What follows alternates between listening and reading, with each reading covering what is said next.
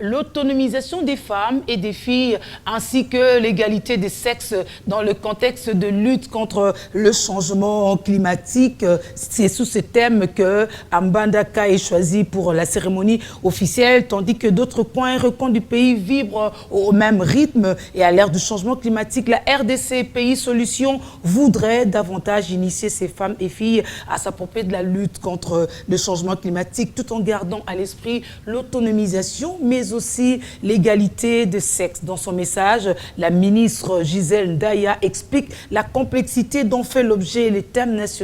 qui, d'après elle, révèlent des sujets multidisciplinaires qui concernent les inondations et les érosions qui endommagent le système d'approvisionnement en eau et en assainissement. Ce thème national nous interpelle tous et toutes et nous demande d'accroître davantage les moyens et opportunités à mettre à la portée des jeunes des deux sexes et des femmes de notre beau pays, afin de travailler dans la parité hommes-femmes pour lutter ensemble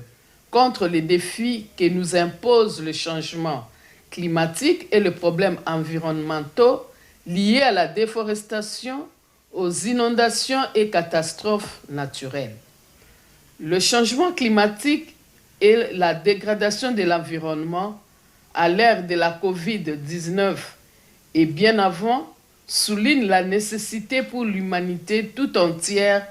de tirer la sonnette d'alarme afin que rapidement les jeunes et les femmes soient impliqués dans les projets et programmes nationaux aux actions et réponses durables de préservation de la faune et de la flore, souvent ravagées par les conflits armés, notamment à l'Est et dans nos parcs nationaux.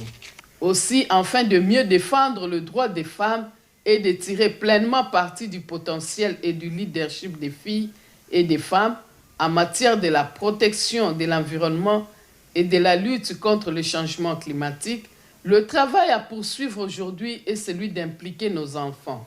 nos jeunes et nos mamans qui sont véritablement contributifs dans cette lutte pour le bien-être de tous en respectant l'autonomisation féminine et la dynamique mondiale pour bâtir une humanité juste, inclusive et paritaire dans la préservation de l'environnement et la résilience au changement climatique. Ainsi, je lance un appel vibrant à tous, jeunes filles, jeunes garçons, femmes et hommes, pour une implication massive dans la célébration de ce 8 mars exceptionnellement, car exploitant une thématique pluridisciplinaire qui nous demande de travailler ensemble pour plus de résilience face à une nature devenue plus difficile et hostile à cause de notre négligence à protéger notre patrimoine naturel.